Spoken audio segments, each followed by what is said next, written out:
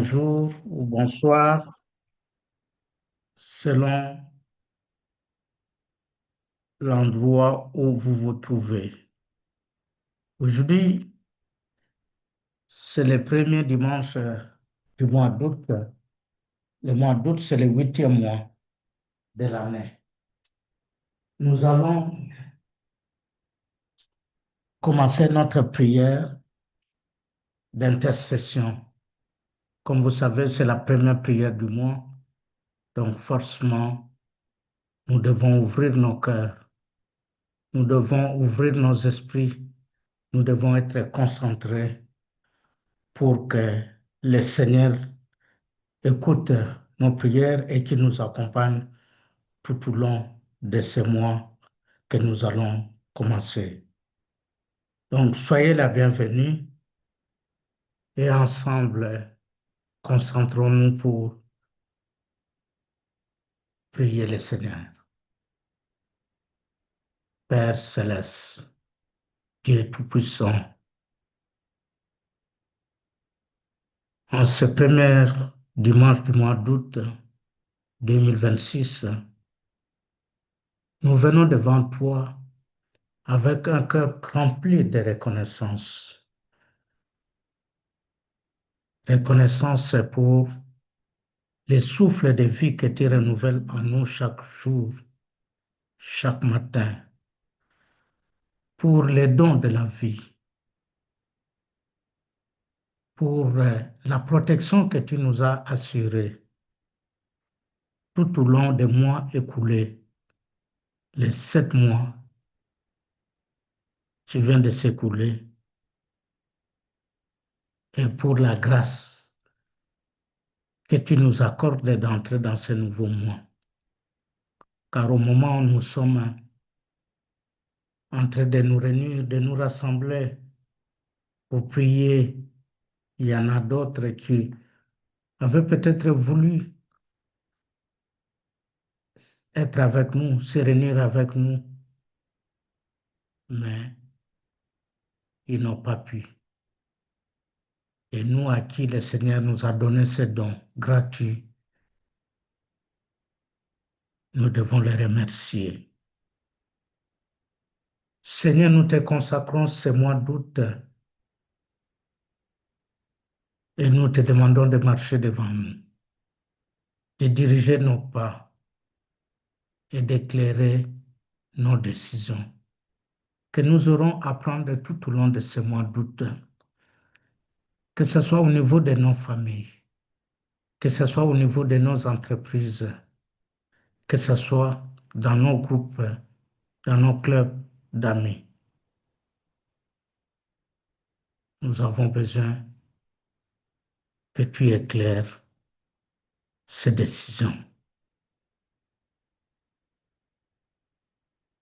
Nous te demandons aussi, Seigneur, que ta paix règne dans nos familles, dans notre Église, la spiritualité chrétienne et dans nos activités quotidiennes.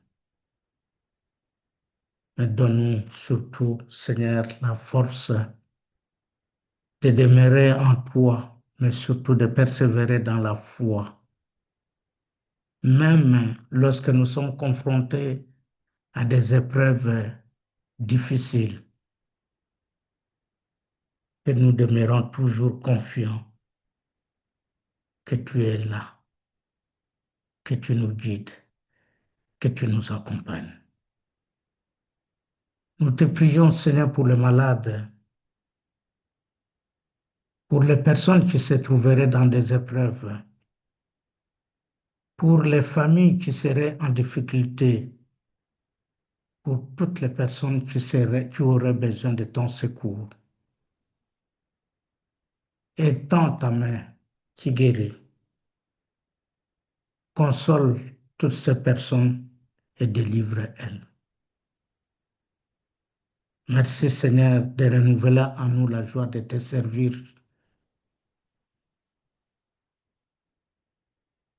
Remplis-nous de ton Esprit Saint afin que nous soyons des véritables témoins de ton amour de ta grâce, mais aussi de ta justice. Seigneur, nous voulons faire notre cette parole extraite de Ésaïe 41 au verset 10 qui dit: Ne crains rien, car je suis avec toi. Nous voulons, Seigneur, te dire que cette promesse aujourd'hui puisse nous accompagner chaque jour de ce mois d'août. Et malgré les épreuves que nous aurons à vivre, malgré les moments difficiles que nous aurons à traverser, que nous ne soyons pas frustrés, que nous ne perdions pas la boussole, que nous puissions toujours croire en toi et reprendre dans notre subconscient ta parole. Ne crains rien, car je suis avec toi. Comme un enfant qui est porté par ses parents sur le dos, lorsqu'on voit un serpent, l'enfant n'a rien à craindre parce qu'il ne marchera jamais sur les serpents. Mais ce sont les parents qui les portent qui peuvent craindre les serpents. Mais lorsqu'on sait que les parents voient les serpents, ils sont capables de pouvoir l'éliminer. Nous qui sommes portés sur les dos, nous ne pouvons pas avoir peur. C'est cela que nous voulons recommander à vous, mes bien-aimés, qui m'écoutez cet après-midi, que ce mois d'août que nous commençons soit pour vous et pour nous tous un mois d'assurance. D'assurance parce que nous savons que Dieu est avec nous. Nous remettons entre ses mains notre prière de cet après-midi, nos projets, nos préoccupations, nos défis, nos maladies, nos infirmités, nos joies, nos tristesses, nos angoisses et notre avenir. Avec cette certitude qu'il prendra soin de nous en tout moment, à tout instant. Au nom puissant de Jésus-Christ, notre Dieu, notre Seigneur et Sauveur, nous avons ainsi prié. Amen. Amen.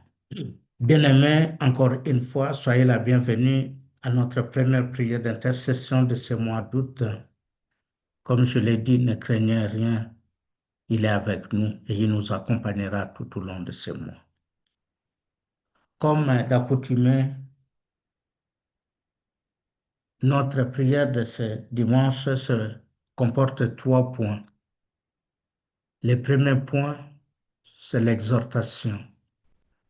Le deuxième point, c'est le point de témoignage, voir ce que le Seigneur a pu faire pour nous tout au long de notre existence jusqu'à aujourd'hui. Troisième point, c'est le point de prière proprement dit. Sans trop tarder, le Seigneur m'a fait plaisir de me donner ce thème de notre exhortation d'aujourd'hui, que j'ai ce privilège de pouvoir la conduire. Comme je l'ai dit hier, nous l'avons intitulé Réussir sa mission et perdre son cœur. Et nous allons nous inspirer de la leçon de Jonas. Comme référence, le livre de Jonas, du chapitre 1 au chapitre 4. Vous connaissez bien tous les récits de Jonas et c'est cela qui va nous préoccuper. Bien-aimés, comme je l'ai dit hier soir, et à la suite des enseignements que nous avons reçus de notre professeur sur notre Jésus, le message que Jésus est venu nous apporter, et qu'aujourd'hui, souvent, on accorde plus d'importance à un seul message. Hier, nous avons parlé de l'entité de Jésus. Il est vrai que les titres, comme je l'ai dit et comme le prof l'a dit, comme le ministre Shannon l'a dit à sa question, ce n'est pas commun ce titre, parler de l'entité de Jésus au lieu de parler de son identité, de sa nature. Mais c'était justement pour attirer notre attention sur la pertinence du message qui sera développé. Le professeur, à travers son enseignement hier, nous a montré que dans nos églises quotidiennes ou dans nos églises traditionnelles, l'accent est souvent mis sur la grâce. Mais ce temps de grâce est un temps éphémère, qui a été éphémère, qui n'a duré que 3000 ans. Mais il y a un autre message qu'on peut-être essaie d'esquiver, mais qu'on n'en parle pas beaucoup, ou on en parle mais de façon pas claire. C'est voir l'aspect sévérité du Seigneur. Et j'ai pris la parole, j'ai pris la parole pour dire que j'avais fait dans le cadre de cette exhortation un petit répertoire où je trouvais qu'effectivement, il y a beaucoup de passages dans la Bible où on voit que le Seigneur a été très sévère. Il a puni ceux et celles qui ne lui obéissaient pas. Peut-être on se pose la question pourquoi aujourd'hui nous allons revenir sur quelque chose qui s'est passé il y a des années. Mais vous savez, notre vie en tant que chrétien se calque sur bas de la Bible. La Bible, notre Bible, notre comportement doit se calquer sur ce que la Bible nous demande de faire. Et dans la vie pratique, ce que Jonas a connu, c'est ce que nous aussi, le comportement de Jonas, c'est notre comportement. Nous sommes des Jonas. Nous sommes des Jonas, c'est ce que nous allons voir.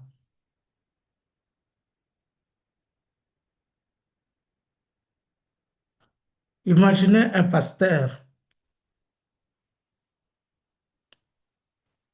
qui prêche dans une ville entière comme je suis en train de prêcher là.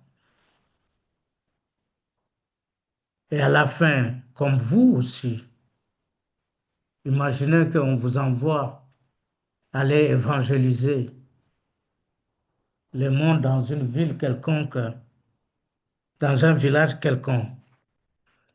Quand on vous dit aller évangéliser, c'est-à-dire on comprend ou on connaît la situation qui prévaut là-bas. Et on vous demande d'aller. C'est comme si, politiquement parlant, vous alliez faire la campagne pour votre candidat. C'est une ville généralement acquise à l'opposition, mais vous voulez que ça puisse basculer au cours des élections à venir. Et on vous demande, vous, on dit, nous comptons beaucoup sur votre personnalité ou capacité de mobiliser, de sensibiliser, aller dans cette ville, sensibiliser la population pour que cette population puisse, lors des élections, voter pour notre candidat. C'est un exercice périlleux, difficile, dont l'issue n'est pas connue d'avance et les résultats aussi. Mais vous vous lancez et vous arrivez dans cette ville, vous mobilisez les gens, vous mobilisez et les gens finissent par accepter votre discours et, et voter pour votre candidat. Tout le monde, même ceux qui étaient des responsables de cette ville, appartenaient à d'autres partis politiques, changent d'attitude.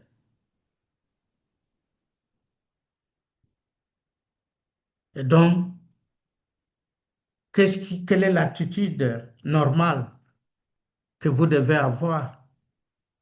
L'attitude normale est que vous devez vous réjouir. Vous devez vous réjouir parce que vous venez de réussir un coup qui, au départ, la victoire n'était pas acquise d'avance. Mais vous, au lieu de vous réjouir, tout le monde se réjouit. Tous ceux qui étaient dans l'opposition, qui viennent de basculer, se réjouissent parce qu'ils viennent de changer à partir de votre discours. Mais vous qui avez prôné ces discours, vous qui les avez mobilisés, vous ne vous réjouissez pas. C'est exactement ce qui est arrivé à Jonas. Jonas va à Ninive.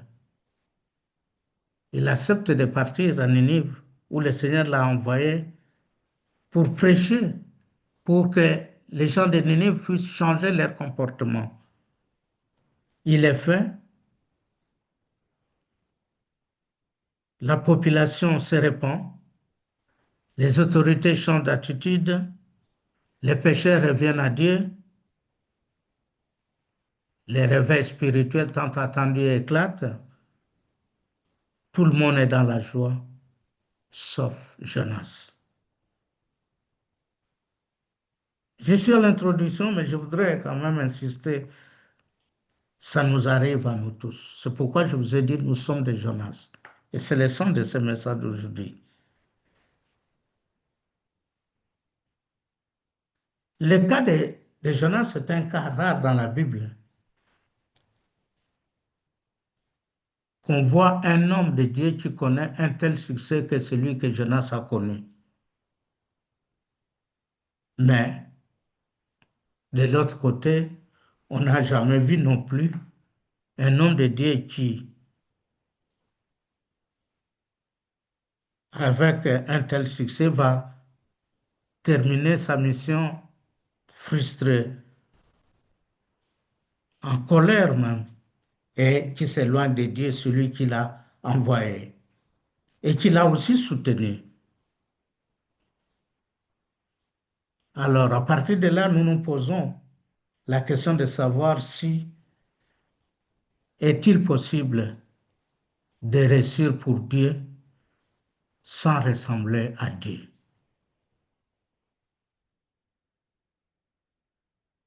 Est-il possible de réussir pour Dieu sans ressembler à Dieu? Aujourd'hui, Dieu ne veut pas seulement bénir notre ministère, la spiritualité chrétienne par exemple, ou les services que nous sommes en train de rendre, ou nos activités quotidiennes. Mais Dieu veut surtout transformer notre cœur. Et c'est ça qui est plus fort dans ce message. C'est là que je vais arriver à travers cette exhortation. C'est que vous puissiez transformer votre cœur. Parce que le plus grand danger pour nous en tant que chrétiens, ce n'est pas toujours l'échec apparent que nous pouvons avoir, mais surtout une réussite, mais qui masque un grand problème intérieur, un profond même doute. On réussit, mais on n'est pas content de sa réussite. Oui, je vais, si vous me permettez, vous savez, nous ne prêchons pas dans le désert, nous partons de nos cas, de nos vécus, de nos témoignages de vie. Lorsque j'étais à l'école primaire, chaque année, à partir des premières années, chaque fois que je passais des classes sans revenir, sans reprendre, donc, ma mère me donnait un cadeau. Le cadeau consistait à immoler un coq, une poule, comme ça, pour moi, à la fin de chaque année.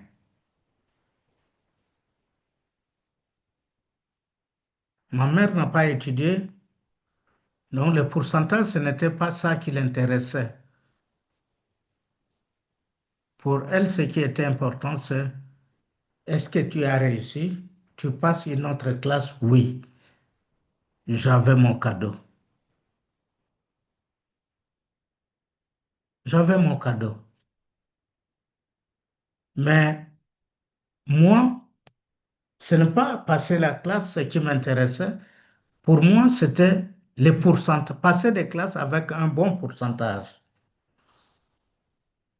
Et le bon pourcentage, c'est au moins 70% pour moi. Alors, de quatrième année vers la cinquième, je suis passé des classes, donc je suis passé en cinquième, mais je n'ai pas eu 70%. J'ai obtenu 60% à peu près. Ma mère était contente, comme toujours, parce que son fils passe des classes. Il ne reprend pas. Oui, je ne reprends pas. Et elle a fait comme elle me faisait chaque année, un coq pour mon cadeau. Mais je n'ai pas voulu manger cette fois. J'étais très inquiet.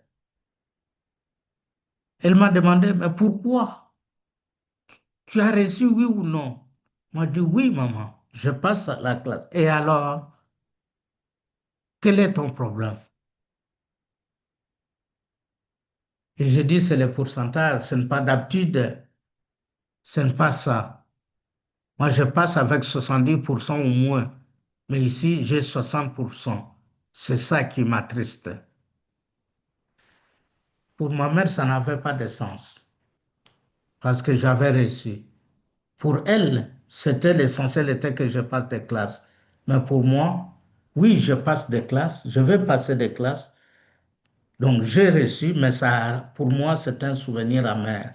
Et si je vous le raconte aujourd'hui, c'est justement parce que ça m'est resté. Ça m'est resté. C'est ce que je raconte à mes enfants.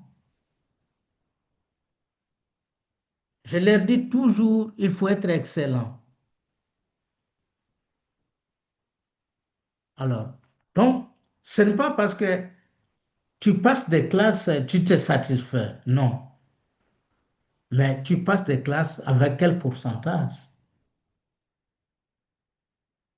Et cette idée-là, cette attitude que j'avais, m'avait même, de mon gré, là je deviens adulte à l'école secondaire, en troisième année pour passer en quatrième, j'avais même temps un résultat comme ça et j'ai refusé d'entrer dans la classe supérieure. Je dis non, je dois reprendre la classe. Ce n'est pas possible que je puisse monter des classes avec 60%.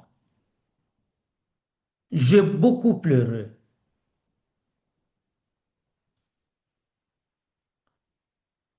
Les parents, les tuteurs, Parce que moi, ce n'était pas mes parents, j'étais avec mon oncle et on devrait changer de ville. Pour moi, c'était une occasion. Il a imploré, moi je dis non, papa, je n'entre pas. Je dois reprendre. Je ne peux pas aller passer des classes avec 60%, c'est quoi ça? Donc, bref, bien aimé, je suis en train de dire que parfois, il y a des réussites qui sont amères. Donc, une réussite qui masque un problème intérieur. Et mon problème intérieur ici, c'était celui des pourcentages. Pour ma mère, c'était l'essentiel était, pour les autres, l'essentiel était que je passe des classes. Notre jeunesse, c'est ça. Il a réussi à faire repentir toute la population de Ninive, mais ce n'est pas ce qu'il voulait. Et nous allons voir dans la suite. Donc, notre exhortation d'aujourd'hui aura 5 points, outre l'introduction et la conclusion. Le premier point, nous parlerons de Jonas qui refuse la mission de Dieu. Et là, nous pouvons lire dans Jonas 1. Le deuxième point, nous traiterons de Dieu qui corrige son serviteur. Nous lirons dans 1 et 2, chapitre 1 et 2. Troisième point, c'est l'accomplissement de la mission de Jonas tel que je viens de dire. Quatrième point, c'est on voit apparaître les problèmes de Jonas, les véritables problèmes de Jonas. Et le dernier point consiste à la leçon que nous pouvons tirer de ces faits de Jonas. Bien-aimés, si vous permettez, je ne sais pas si ça ne sera pas long, mais ça vaut la peine peut-être de rafraîchir la mémoire. Je vais lire très vite et rafraîchir la mémoire pour que vous compreniez ce que nous allons parler. Donc, dans le livre de Jonas, chapitre 1, à partir du verset 1, il est écrit, la parole de l'Éternel fut adressée à Jonas, fils d'Amittai, en ces mots. Lève-toi, va à Ninive, la grande ville, et crie contre elle, car sa méchanceté est montée jusqu'à moi. Et Jonas se leva pour s'enfuir à Tarsis, loin de la face de l'Éternel. Il descendit à Jaffo et y trouva un navire qui allait à Tarsis. Il paya le prix du transport et s'embarqua pour aller avec les passagers à Tarsis, loin de la face de l'Éternel. Mais l'Éternel fit souffler sur la mer un vent impétueux, et il s'éleva sur la mer une grande tempête. Le navire menaçait de faire naufrage. Les mariniers eurent peur. Ils implorent chacun de leurs dieux et ils jetèrent dans la mer les objets qui étaient sur le navire afin de les rendre plus légers. Jonas descendit du fond du navire, se coucha et s'endormit profondément. Le pilote s'approcha de lui et lui dit, pourquoi dors-tu? Lève-toi, invoque ton Dieu. Peut-être voudra-t-il penser à nous et nous ne périrons pas. Et ils se rendirent l'un à l'autre. Venez et tirons au sort pour savoir qui nous attire ce malheur. Ils tirèrent au sort et le sort tomba sur Jonas. Alors ils lui dirent, dis-nous, qui nous attire ce malheur? Quelles sont tes affaires et d'où viens-tu? Quel est ton pays et de quel peuple es-tu? Il leur répondit, je suis hébreu et je crains l'Éternel, le Dieu des cieux qui a fait la mer et la terre. Ces hommes eurent une grande frayeur et ils lui dirent, pourquoi as-tu fait cela? Car ces hommes savaient qu'ils fuyaient loin de la face de l'Éternel parce qu'il les leur avait déclaré. Ils lui dirent, que te ferons-nous pour que la mer se calme envers nous? Car la mer était de plus en plus orageuse. Il leur répondit, prenez-moi et jetez-moi dans la mer, et la mer se calmera envers vous, car je sais que c'est moi qui attire sur vous cette grande tempête. Ces hommes ramaient pour gagner la terre, mais ils ne le purent parce que la mer s'agitait toujours plus contre eux. Alors ils invoquèrent l'Éternel et dirent, ô Éternel, ne nous fais pas périr à cause de la vie de cet homme, et ne nous charge pas du sang innocent, car toi, Éternel, tu fais ce que tu veux. Puis ils prirent Jonas et les jetèrent dans la mer, et la filière de la mer s'apaisa. Ces hommes furent saisis d'une grande crainte de l'Éternel, et ils offrirent un sacrifice à l'Éternel, et ils firent des vœux. L'Éternel fit venir un grand poisson pour engloutir Jonas, et Jonas fut dans les ventres du poisson 3 jours et 3 nuits. On continue comme ça. Vous avez les récits, vous avez les récits, et cela nous permet de pouvoir comprendre exactement ce qui se fait. Donc, dans 2 Jonas, dans les ventres du poisson, pria l'Éternel, son Dieu. Il dit, dans ma détresse, j'ai invoqué l'Éternel et il m'a exaucé. Du sein du séjour des morts, j'ai crié et tu as entendu ma voix. Tu m'as jeté dans l'abîme, dans le cœur de la mer, et les courants d'eau m'ont environné. Tout était vague et tous les flots ont passé sur moi. Je disais, je suis chassé loin de ton regard, mais je verrai encore ton saint temple. Les eaux m'ont couvert jusqu'à monter la vie. L'abîme m'a enveloppé, les roseaux ont entouré ma tête. Je suis descendu jusqu'aux racines des montagnes. Les barres de la terre m'enfermaient pour toujours. Mais tu m'as fait remonter vivant de la fosse, éternelle mon Dieu. Quand mon âme était abattue au-dedans de moi, je me suis souvenu de l'Éternel et ma prière est parvenue jusqu'à toi dans ton saint temple. Ceux qui s'attachent à des vaines idoles éloignent de la miséricorde. Pour moi, je t'offrirai des sacrifices avec un cri d'action de grâce. J'accomplirai les vœux que j'ai faits. Le salut vient de l'Éternel. L'Éternel parla aux poissons, et les poissons vomit Jonas sur la terre. La parole de l'Éternel fut adressée à Jonas une seconde fois en ces mots. Lève-toi, va à Ninive, la grande ville, et proclame-y la publication que je t'ordonne. Et Jonas se leva et alla à Ninive selon la parole de l'Éternel. Or, Ninive était une très grande ville de 3 jours de marche. Jonas fut d'abord dans la ville une journée de marche. Il cria en disant encore 40 jours et Ninive est détruite. Les gens de Ninive crurent à Dieu. Ils publièrent un jeûne et se revêtirent de sacs, depuis le plus grand jusqu'au plus petit. La chose parvint au roi de Ninive. Il se leva de son trône, ôta son manteau, se couvrit d'un sac et saisit sur la cendre. Et il fit taire dans Ninive cette publication par ordre du roi et de ses grands que les hommes et les bêtes, les bœufs et les brebis ne goûtent de rien, ne pèsent point et ne boivent point d'eau. Que les hommes et les bêtes soient couverts de sacs, qu'ils crient à Dieu avec force et qu'ils reviennent tous de leur mauvaise voie et des actes de violence dont leurs mains sont coupables. Qui sait si Dieu ne reviendra pas et ne se repentira pas, et s'il ne renoncera pas à son ardente colère, en sorte que nous ne périssions point. Dieu vit qu'ils agissaient ainsi et qu'ils revenaient de leur mauvaise voie. Alors Dieu se repentit du mal qu'il avait résolu de leur faire et il ne les fit point. Enfin, cela depuis fort à Jonas et il fut irrité. Il implora l'Éternel et il dit, ah, Éternel, n'est-ce pas ce que je disais quand j'étais encore dans mon pays?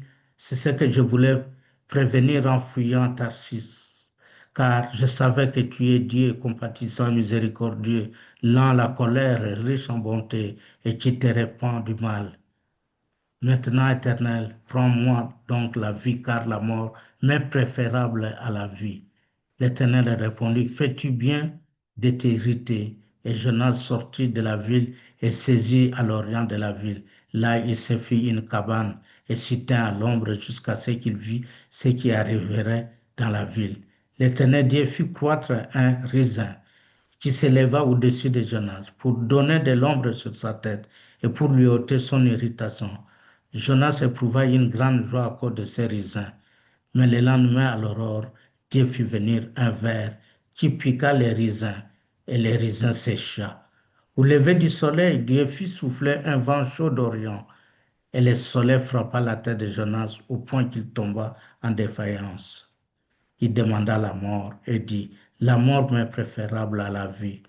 Dieu dit à Jonas, fais-tu bien de t'irriter à cause du raisin? Il répondit, je fais bien de m'irriter jusqu'à la mort. Et l'Éternel dit, tu as pitié du raisin qui ne t'a coûté aucune peine et que tu n'as pas fait croître, qui est né dans une nuit et qui a péri dans une nuit. Et moi, je n'aurai pas pitié de Ninive, la grande ville dans laquelle se trouvent plus de 120 000 hommes qui ne savent pas distinguer l'air droite de l'air gauche et des animaux en grand nombre. Voilà, bien-aimé, je pense que c'était rapide, mais l'essentiel est que vous puissiez, parce que je sais que c'est un récit que nous connaissons tous, que vous puissiez encore une fois vous remémorer cette histoire. Donc, nous avons suivi que Dieu appelle Jonas. Il lui confie une mission claire, c'est d'aller à Nénive. Et Jonas connaît la volonté de Dieu. Il sait que si je vais à Nénive, je veux prêcher et je vais réussir à ce que la population de Nénive puisse se repentir. Mais Jonas n'avait pas cette volonté. Jonas ne voulait pas qu'on fasse du bien à la population de Nénive. Suivez bien les explications. Jonas va choisir la fuite, nous avons vu. Donc, il choisit la fuite au lieu de vouloir que la population de Nénive soit sauvée. Il préfère son opinion à la volonté de Dieu. Bien-aimé, les cas ici, nous pouvons l'appliquer dans notre vie de chrétien. Beaucoup de gens ne refusent pas Dieu par ignorance, mais parce qu'ils n'aiment pas ce que Dieu leur demande. Et c'est ce que nous voyons dans notre spiritualité chrétienne, dans les communautés. On ne sait pas quelle est l'attitude réelle de certaines personnes. Est-ce qu'ils croient? Est-ce qu'elles croient? Elles ne croient pas? Est-ce qu'elles comprennent le message ou ne comprennent pas? On ne sait pas. Le frère Patrick avait donné ce que la typologie hier, ce que le pasteur, j'espère, l'avait déjà fait avant. Donc, il y a des gens qui viennent assister à des réunions quand ils veulent. Est-ce qu'ils assistent? Est-ce qu'ils écoutent? Est-ce qu'ils comprennent? Nous ne savons pas. Donc, ce sont des gens qui, effectivement, ici, ressemblent justement à notre jeunesse. On ne refuse pas qu'on ne connaît pas Dieu, non, mais parce qu'ils n'aiment pas ce que Dieu leur demande. Quelqu'un qui a tué son frère ou quelqu'un qui a fait du mal à un prochain, il va à l'église. Et dès qu'il entend à l'église, on est en train de prêcher, on dit, repentez-vous, ne faites pas du mal, il sort. Il dit, je n'irai plus dans cette église-là. Pourquoi? Ce n'est pas qu'il ne connaît pas Dieu. Non, il connaît Dieu. Mais ce qu'il ne veut pas, c'est le message que Dieu donne de la repentance, que les pasteurs donnent dans cette église. Peut-être que c'est le cas que nous sommes en train de vivre dans nos communautés. Nous n'en savons pas. Vous pouvez vous poser des questions et nous pouvons nous poser des questions. Existe-t-il des Ninive dans notre vie? Est-ce qu'il y a-t-il une personne? Et ça, j'essaie de marteler mes bien-aimés. Y a-t-il une personne que je refuse de pardonner? Y a-t-il un service que je refuse d'accomplir? Vous êtes dirigeant de communauté. Vous avez reçu l'ordre de ramener vers vous des personnes avec lesquelles vous avez eu peut-être des démêlés. On dit, vous devez vous mettre au-dessus de cela, ramener ces personnes. Mais vous ne le faites pas. L'ordre vient de la hiérarchie. Vous ne le faites pas. Qu'est-ce que ça veut signifier? Mais surtout, beaucoup parmi nous, on se retrouve, il y a des personnes que nous n'aimerons jamais pardonner. C'est un ancien copain, c'est une ancienne copine. C'est une ancienne femme, c'est un ancien mari, c'est un ancien ami, c'est une ancienne amie, c'est un voisin, c'est parce que nous avons eu des petits problèmes de rien du tout, mais nous ne voulons pas les pardonner. Et bien aimé, je discute assez souvent, c'est dommage chaque fois, mon épouse est toujours occupée. Je discute souvent avec mon épouse des situations comme ça. S'il y a un problème sur lequel nous passons beaucoup de temps avec mon épouse à discuter, c'est celui du pardon. C'est celui du pardon. Je dis, peu importe ce que la personne t'a fait dans la vie, il faut savoir le pardonner. Mais pardonner ne signifie pas oublier. Dans quel sens? C'est-à-dire que vous savez, parce que ça reste que cette plaie-là, mais vous n'allez jamais, après l'avoir pardonné, vous n'allez jamais, lorsque vous la rencontrez sur la rue, prendre la machette, un couteau pour empoignarder, pour dire, ah, je n'ai pas oublié, j'ai dit pardon. Ce n'est pas de ce pardon que je parle. Ici, pardonner, c'est réellement dire, je ne veux plus lui faire du mal.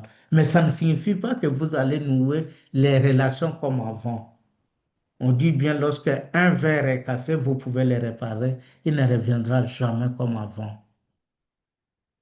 Vous pouvez faire les efforts que vous voulez, bien aimé, mais vos relations ne reviendront jamais avant. Vous vous êtes pardonné, vous vous saluez, vous rigolez, mais vous n'aurez plus les mêmes relations qu'avant. Mais pour moi, l'essentiel est d'avoir pardonné et lorsque vous voyez la personne, vous la saluez. Et ça, c'est ma philosophie, bien aimée. Pour ceux qui me connaissent, comme on disait hier, qui vivent dans mon environnement, c'est cela ma caractéristique principale. Si vous entendez, je vous dis, le message que je suis en train de donner, il y a des gens peut-être qui me connaissent. Mais si vous m'entendez, un jour, dire que je suis en conflit ouvert avec telle personne, alors ce n'est pas moi. Alors ce n'est pas moi. Ce n'est pas moi. J'ai toujours fait de sorte que je ne puisse avoir des conflits ouverts avec personne. Quelqu'un peut avoir des conflits vis-à-vis de moi, peut me haïr, c'est son problème. Mais moi, je ne le fais pas. Ce qui fait que dans mes prières, aujourd'hui, je vous parle, il y a des amis, des connaissances avec qui nous avons partagé beaucoup de choses, mais que je ne vois plus. Depuis que j'étais parti au Congo, ils ne sont jamais venus voir ma famille, ils ne m'appellent même plus. J'ai fait les efforts, mais je continue à les mettre dans ma prière tous les jours. Je continue à prier pour que dans leur famille, là où ils sont, qu'ils soient à l'aise. Donc, bien aimé, ce que je veux dire, c'est qu'en tant que chrétien, ne refusez pas de pardonner quelqu'un, peu importe le mal qu'il vous a fait. Je sais, ça fait mal, mais vous êtes chrétien en quoi si vous ne pardonnez pas? Voilà le cas de Jonas. Il ne veut pas pardonner les gens de Ninive. Il veut voir les gens de Ninive dans des problèmes. Et beaucoup de nous, nous sommes des Ninive, des Jonas plutôt. Parce que beaucoup de nous veulent voir son autrui vivre dans des problèmes, dans les difficultés énormes. On se moque de lui. On veut qu'il vienne s'agenouiller devant soi. Et lui se croyait quoi? Il doit venir s'agenouiller, surtout les femmes. Bien aimés, ceux qui ne sont pas encore mariés, un conseil. Ne mariez pas une fille à cause de sa beauté extérieure. Vous allez souffrir dans la vie. Les femmes, encore une fois, je discute avec mon épouse. Elle dit, mais qu'est-ce que les femmes t'ont fait? Je dis non. On ne sait pas ce que les femmes veulent dans la vie. Vous allez apprendre, quelqu'un viendra vers vous pour vous dire, ah, ma femme a fait ceci. Les conseils toujours qu'on demande. Mais cette femme ici était dans la misère. Tu l'as fait sortir dans une misère profonde. Tu l'as même habillée, disons comme ça. Tu l'as lavée, elle est devenue propre. Aujourd'hui, c'est la même qui t'insulte. Aujourd'hui, c'est la même qui te fait qui te cause du tort. Je dis ça, il y a un cas. En France, pour ceux qui sont en France, frère Jean-Marie est en train de m'écouter, je pense. Il vit des cas, il sait quelques cas aussi là-bas. Il y en a beaucoup en France, mais c'est partout au monde. L'homme est allé les chercher dans son village au coin, fond. Elle ne savait même pas lire, écrire en français.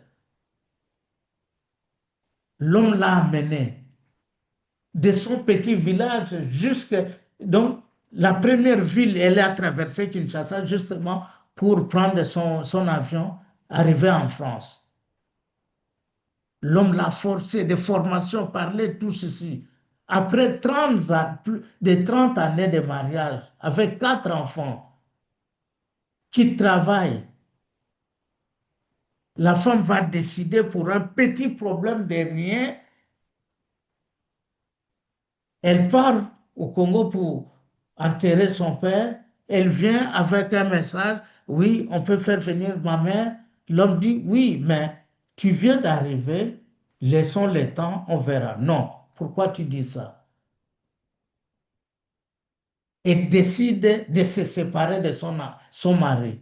Mari est retraité. Et l'homme demande, finalement, un jour, l'homme se donne-moi la clé de la voiture, je vais faire les courses avec une seule voiture. La femme avait réussi à aller cacher la voiture quelque part.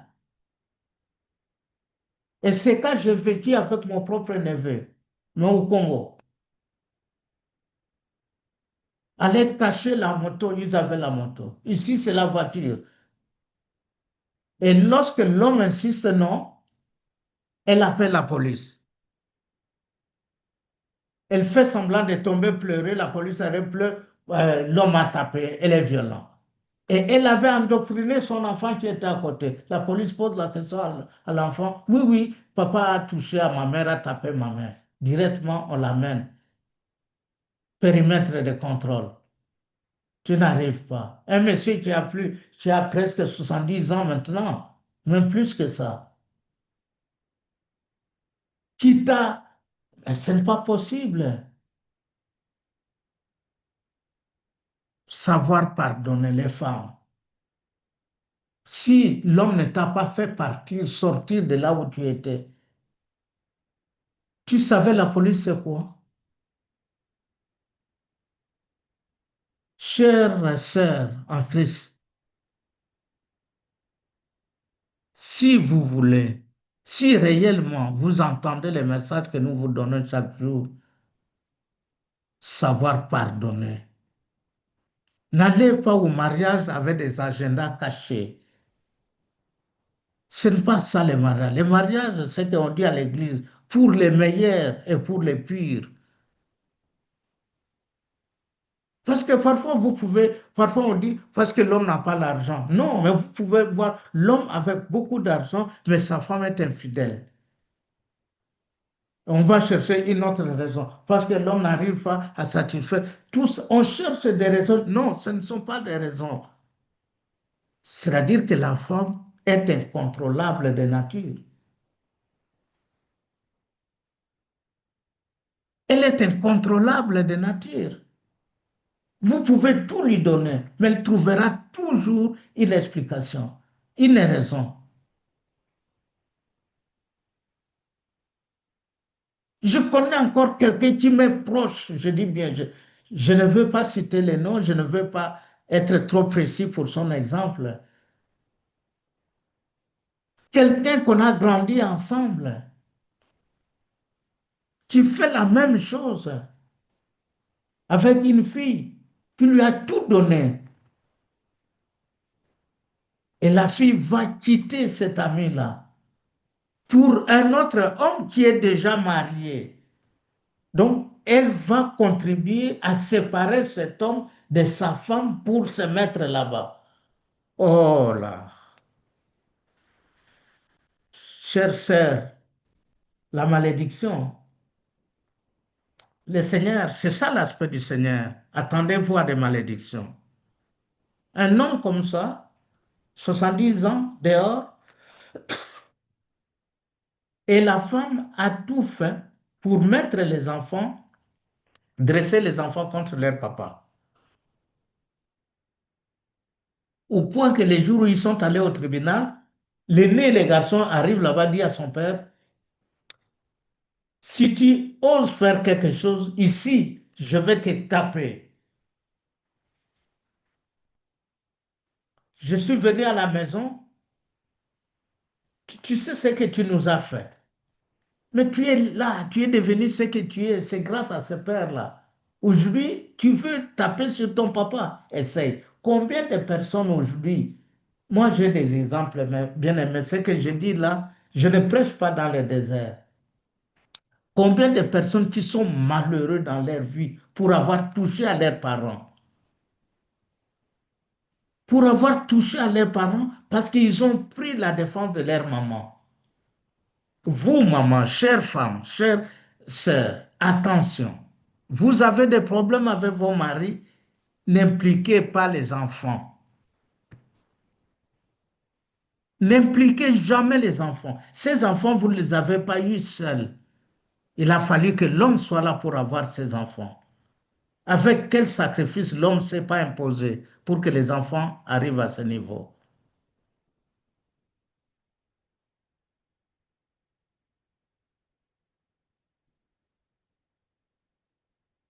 Dieu corrige son serviteur Jonas et Dieu va vous corriger. Comment Dieu a corrigé Jonas? Par la tempête. La tempête qui était là, ce n'était pas pour que Jonas puisse mourir. Vous avez compris. C'est pour corriger, pour que Jonas comprenne qu'il a mal agi. Donc, même dans nos foyers, si l'homme ose hausser les tons vis-à-vis de son épouse, parce qu'il a vu que son épouse ne comprend pas. Encore une fois, un exemple, paix à son âme, mon frère, qui nous a quittés. Et chaque fois, il disait à sa femme ceci. Il dit, chaque temps, je passe mon temps à corriger ma femme pour des erreurs qu'elle est en train de commettre. Et j'inscris ces erreurs plutôt dans le cadre d'une jeunesse de mariage. Elle comprend pas certaines choses. Mais après 30 ans de mariage, il disait, après 30 ans de mariage, si les mêmes erreurs se reproduisent, là, je ne te pardonnerai pas. Parce que j'estime que 30 ans, c'est assez pour que tu sois mûr, que tu corriges ces erreurs. Mais toi, femme, on te répond et tu prends ça comme étant des choses qui te chosifient, je sais pas, je cherche le mot. Tu gardes ça dans ton cœur et tu attends le jour où l'homme sera dans une situation de faiblesse, par exemple, pour lui rendre, comme on dit, ce qui appartient à César. Dit, voilà, je te rends maintenant les ascenseurs. Oui, Dieu a montré. Fouillez, faites cela. Dieu sépare les grands poissons. Donc, ce que je veux dire ici à travers ça, c'est parfois les épreuves que nous connaissons dans la vie sont des appels de Dieu qui nous ramènent à revenir à nous. Certaines tempêtes corrigent dans nos vies, comme je dis, des couples. Ça peut nous réveiller, mais ça peut aussi nous raligner sur les priorités. Et les hommes et les femmes, parfois, ils laissent les priorités, ils vont ailleurs. Non, non. L'argent arrive, mais l'argent, c'est toujours sortir, aller boire, aller dans des cafés et à la maison.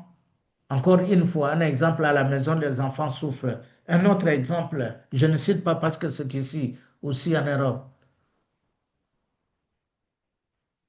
L'homme et la femme travaillent. Ils ont acheté une maison à crédit, comme on sait.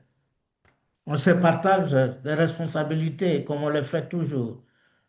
L'homme, tu t'occuperas de payer, rembourser les crédits. La femme, tu t'occuperas d'approvisionner la maison. OK, OK. Tout est accompli, tout est accompli. On vit comme ça, tout le monde dans le calme. Mais l'homme, pouf, va chercher une copine. Alors, au lieu de payer l'argent, c'est... Maintenant, il paye peut-être cette copine, pas peut-être, il paye cette copine. Je ne sais pas s'il lui a acheté une maison aussi ou bien son loyer. Et du coup, on se retrouve comme ça.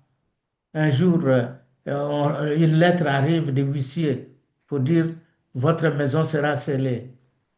Il y a autant des arriérés. Et l'homme n'était pas là, c'est la femme qui ouvre l'enveloppe. Elle regarde, elle trouve, elle tombe. La femme a fait un AVC, bien aimé. La femme a fait un AVC. Il ne pouvait pas imaginer. Il dit, mais mon homme, mon mari, il a son salaire. Mais qu'est-ce qu'il fait avec cet argent? Je lui ai fait confiance. Qu'est-ce qu'il fait avec cet argent?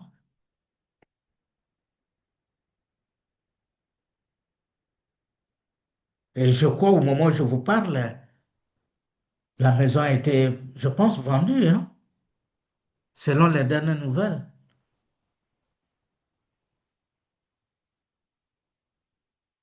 Tout ça, l'argent, tu n'arrives pas. Et ce n'est pas le premier cas avec ce monsieur. Donc, malgré les épreuves, il change de priorité en fait. La priorité était de payer la maison, mais lui, la priorité, c'est aller avoir une copine ailleurs.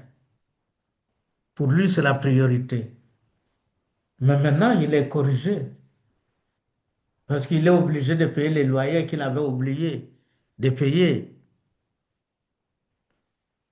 Et parfois, c'est ça en fait qui fait que les messages qu'on donne, comme disait le professeur, qu'on donne toujours dans la Bible, dans nos églises, c'est les messages de l'amour, de la grâce.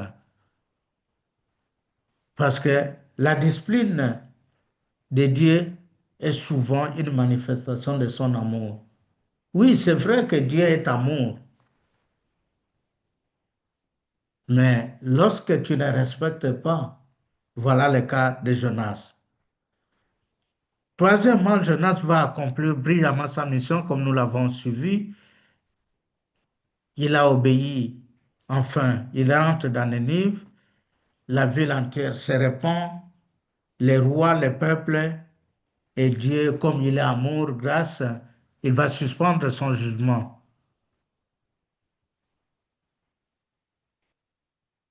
Donc, bien aimé, ici, la leçon que nous devons retirer, c'est que Dieu peut produire des grands résultats à travers vous, même si vous êtes imparfait. Même si vous êtes imparfait, le cas de Jonas. Dieu savait ce que Jonas pensait. Il savait, mais grâce à Jonas, la ville de Ninive a été répandue. Et donc, la réussite que nous avons dépend de la puissance de Dieu. Ce n'est pas de nous. Mais quel est le véritable problème de Jonas? Je vais chercher à m'atterrir. Je l'ai dit, Jonas est mécontent. Pourquoi? Parce qu'il voulait voir la colère de Dieu s'abattre sur Ninive. Imaginez, je l'ai dit ici tout à l'heure, vous êtes content de voir votre voisin, votre prochain dans la souffrance. Et ça, j'insiste encore sur ça. C'est ce que je déteste dans ma vie. Quelqu'un se réjouit du malheur de l'autre. Encore une fois, ceux qui me connaissent, comme le professeur l'a dit, pas en un jour parce que vous m'avez vu un jour vous dire oui, on les connaît, non. Vivez dans mon environnement, c'est à ce moment que vous allez me connaître. Ceux qui me connaissent disent, Je ne peux jamais me résoudre. Je n'aime pas entendre que mon épouse, par exemple, vienne me dire, ah, tu vois celui qui nous a fait du mal, hein? Vous savez, tu vois celui-là, vous savez ce qui lui est arrivé. Ça, je déteste, je l'arrête à ce moment-là. C'est-à-dire que tu veux te réjouir parce qu'il nous a fait du mal, tu veux te réjouir de ce qui lui est arrivé à cause du mal qu'il nous a fait. Non, non. Tu dois prier pour lui pour qu'il puisse changer. Mais ne jamais venir me dire, voilà, celui-là nous a fait du mal et voilà ce qui lui est arrivé. Non, je n'aime pas ça. Je n'aime pas ça maintenant. Bien aimé, pourquoi tu vas te réjouir du mal de l'autre, du malheur de l'autre? Est-ce que tu sais demain ce qui peut t'arriver? Aide l'autre à se corriger. Aide les prochains, les voisins, l'ami à se corriger. Vous êtes à deux des amis, des grands amis ou des grands amis. Vous voyez votre ami aller toujours se prostituer. Il ne faut pas l'attendre dire oui, bon, c'est bien qu'elle aille, ce qu'elle va avoir là-bas, moi je pourrais peut-être passer si vous connaissez qu'elle avait un copain ou quoi, un fiancé, vous dites oui, je préfère qu'elle aille se prostituer comme ça, les fiancés vont la laisser, l'abandonner et moi je prendrai sa place. Ce sont des calculs malsains que j'appelle. Même si tu prenais sa place, les malheurs lui arrivent et tu prends sa place, ça n'ira jamais plus loin. Vous n'irez jamais plus loin avec ça. Et mes bien-aimées femmes, sœurs, ne faites jamais ça. Ne faites pas de sales coups comme ça à vos amis. Ne faites jamais ça. Ce mari-là que vous allez prendre, ou cette femme-là que vous allez prendre, sur les dos de votre ami, vous aurez une vie très difficile. Une vie très difficile. Parfois, vous ne ferez même pas une année de vie commune. Vous ne savez pas ce que l'autre endure. Vous ne savez pas. Il y a un musicien congolais, paix à son âme, qui avait chanté la femme d'autrui. C'est bien de voir la femme d'autrui. Mais prends cette femme, mets-la chez toi à la maison. Ah, tu vas voir comment ça fait mal. Quand elle est chez quelqu'un, tu la trouves belle, jolie. Même l'homme, c'est la même chose. Il est l'homme de tel, le mari de tel, beau, tout ça. Mais tu veux toujours partir avec. Oui, séparez-vous. Toi, tu te sépares de là où tu es et la femme aussi de là où elle est. Vous allez vous mettre ensemble. Ça va aller jusqu'où? Je vous ai raconté une histoire de blanc ici en Europe. Dans un mariage récomposé, l'homme est venu avec son enfant, une petite fille. Et la femme avait déjà dans son premier mariage deux garçons. Ils se sont mis ensemble. Mais les garçons étaient déjà, les enfants de la femme étaient déjà âgés, donc ils vivaient ailleurs, pas dans la même ville. Mais dans le couple, on vivait qu'avec la fille, donc l'enfant de l'homme. Dans l'entretemps, la femme entretenait des relations extra-conjugales avec un monsieur de son service. Et qu'est-ce que la femme, comme la femme travaillait dans les services, donc la femme et l'homme travaillaient dans dans la même compagnie, et la femme s'occupait des congés. Alors, qu'est-ce que la femme faisait? Elle donnait beaucoup de congés à son mari, soi-disant, aller voir, prendre congé, aller voir les enfants qui sont, par exemple, au Canada. Dans l'entretemps, quand l'homme partait, la femme faisait venir son amant dans leur maison. Mais la petite fille qui était là, elle voyait. Un jour, elle a dit à son papa, elle dit, mais quand tu pars, ta femme fait venir, il y a un monsieur qui vient ici et qui dort ici. Ah bon? Oui. Un jour, la femme lui a donné des congés, l'homme a fait semblant de voyager. Il n'a pas voyagé, il est resté dans la ville. Et un jour comme ça, il a surgi le beau matin et il trouve sa femme avec cet homme-là. Elle dit, ah bon? Ok, ils se sont séparés. Alors, la femme de monsieur qui venait de l'autre côté a appris ça, a cherché le monsieur pour dire au monsieur, bon, comme lui a aimé ta femme, moi je t'aime, comme ça nous allons sortir ensemble. Mais l'homme était juste, il dit, je ne vais pas faire ça. Je ne vais pas faire ça. Je ne veux pas lui faire du mal parce qu'il m'a fait du mal. Il t'a épousé, reste avec. J'ai laissé ma femme parce que ma femme ne voulait pas de moi. Mais moi, je ne peux pas venir sortir avec toi pour faire mal à cet homme. Non, ce n'est pas ce type de vengeance. Un homme réfléchit. Mais je vous dis, la femme n'a pas vécu, hein. Celle qui a trahi son mari, elle n'a pas vécu longtemps. Elle est allée vivre chez la femme de ménage qui était dans leur maison. Elle est allée vivre ces derniers jours chez la femme de ménage. Quel travail cette femme avait?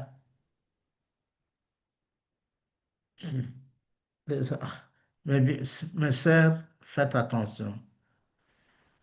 Donc, le problème de Jonas, c'était mécontentement.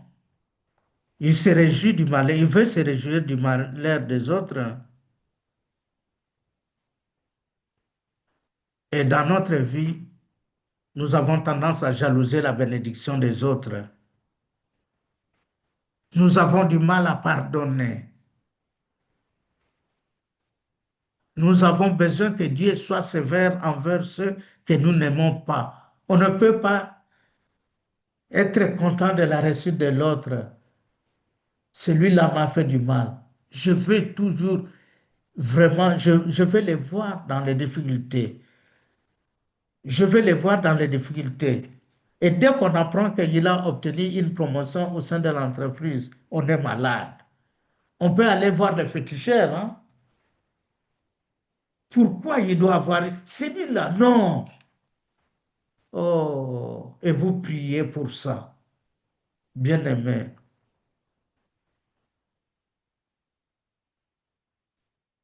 Attention.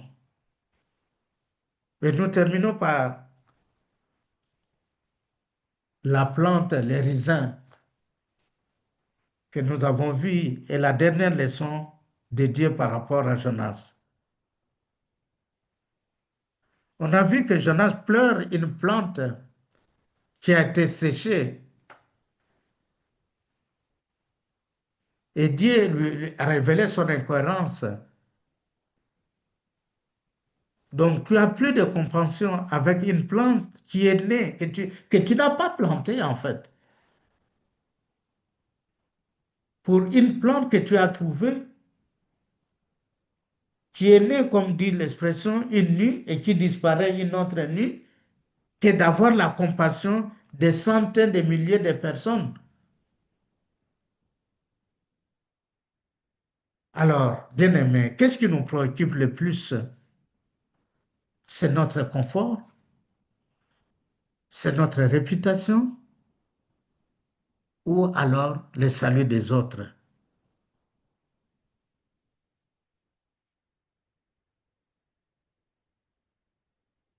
Est-ce que nous aimons les personnes que Dieu aime? Ça, c'est la question que Dieu nous pose à travers ces récits de Jonas. Est-ce que nous aimons les personnes que Dieu aime? Parce que Dieu nous aime tous, la partie des grâces de sa miséricorde. C'est pour cela que quand nous péchons, nous allons nous agenouiller devant son trône, demander pardon, il nous écoute, il nous pardonne. Mais nous ne le faisons pas. Et Dieu vous dit de pardonner ceux qui vous ont fait du mal.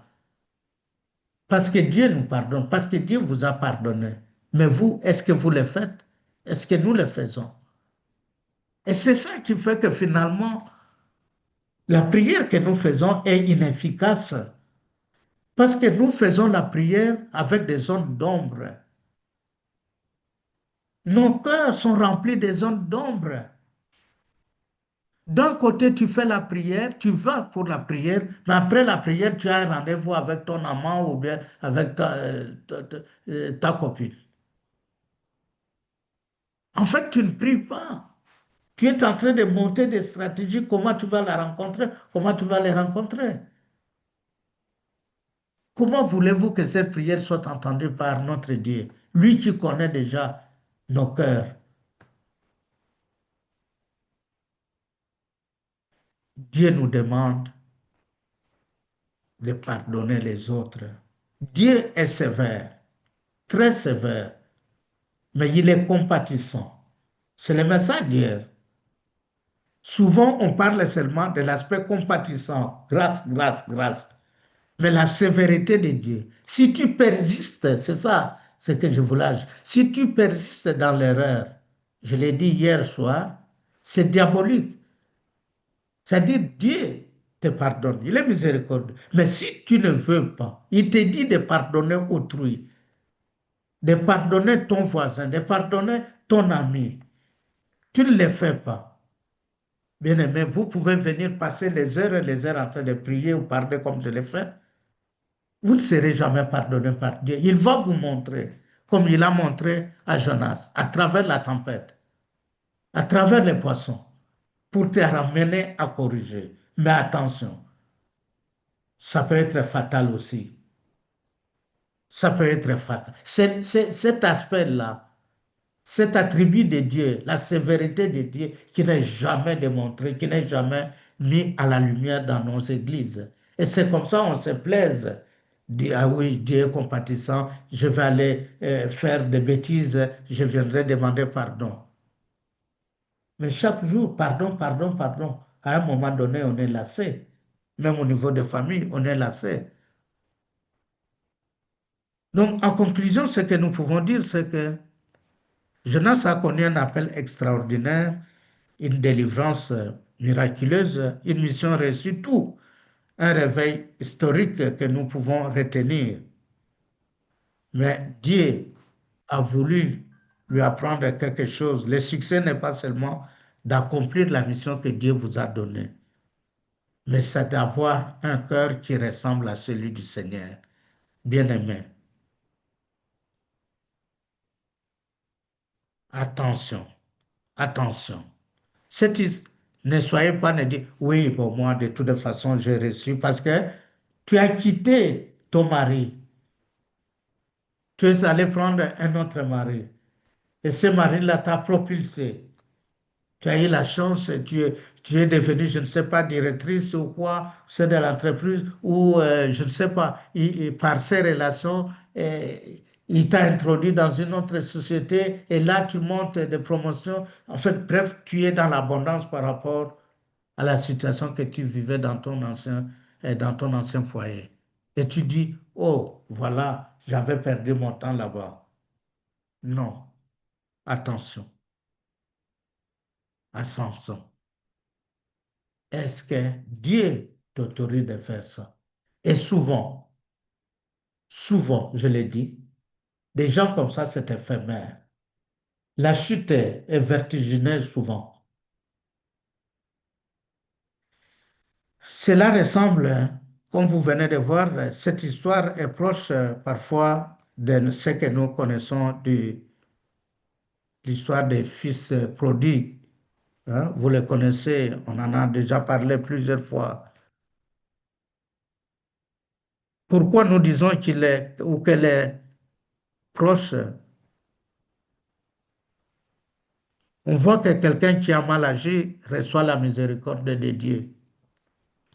Nous avons vu pour l'enfant Jonas et l'enfant prodige. Et aussi, nous avons vu que lorsque l'enfant est revenu, le pardon que le papa lui a accordé a provoqué la colère de son frère. Et nous avons vu Jonas, nous voyons Jonas, que Jonas, lui, s'est mis en colère parce que Dieu a pardonné les habitants de Ninive. Ce que nous devons retenir, c'est que la grâce du Seigneur est plus grande que nos jugements à nous, les êtres humains. Et donc, dans tout ce que nous faisons dans notre vie, je voudrais vous dire ceci. À travers cette exhortation, le message principal, hein, je m'allie à ce que le professeur a dit. Donc, l'exemple de Jonas montre bien cet aspect qui est peu souligné de la sévérité de Dieu à travers les jugements qu'il fait. Et donc, la grâce dont a parlé longuement professeur et ces jugements que nous appelons sévérité du Seigneur ne sont pas en contradiction, sont complémentaires. Dieu ne punit pas directement, il te juge, il te demande de te corriger. Et si tu t'abstiens, tu ne veux pas changer, la punition peut être dure, sévère. Jonas, c'est 3 jours dans le ventre du poisson. Si Dieu voulait les tuer,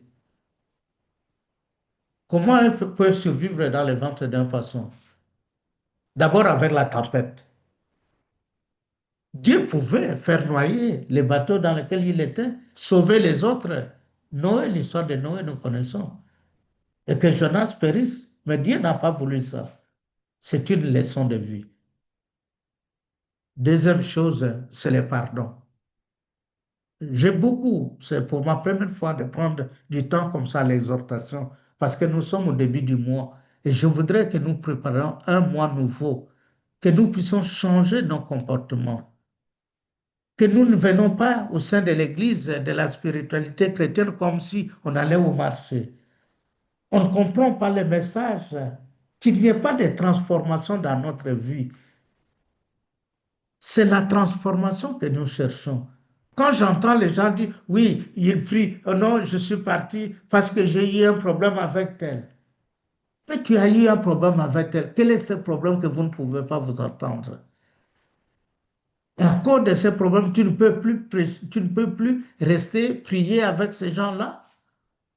Mais pourquoi? Pour vous prier, c'est quoi? Pourquoi ne pas demander pardon? Alors je me dis, moi, ça me fait mal parce que je réfléchis beaucoup, bien aimé. Ça me fait mal.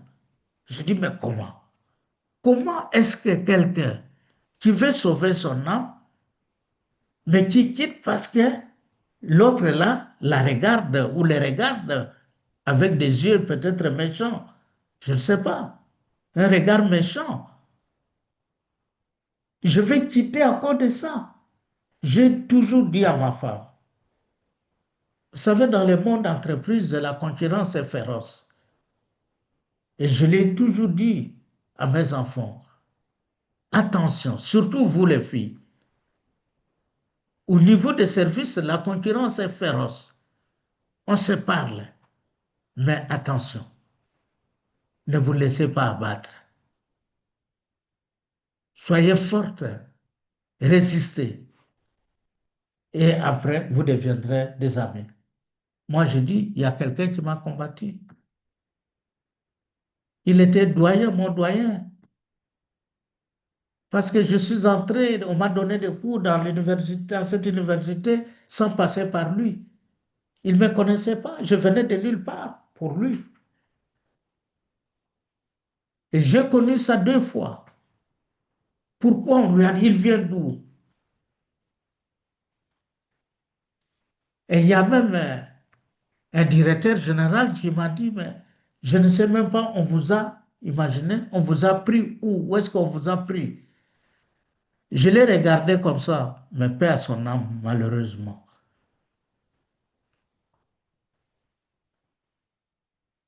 Malheureusement. Je l'ai regardé. Je l'ai vu, il était déjà malade à ce moment. Je l'ai regardé comme ça, je lui ai dit, Monsieur le DG, vous ne me connaissez pas. Renseignez-vous, qui suis-je? Je ne vis pas parce que je viens donner cours. On ne peut pas me ramasser. Je ne suis pas vos enseignants que vous ramassez de gauche à droite.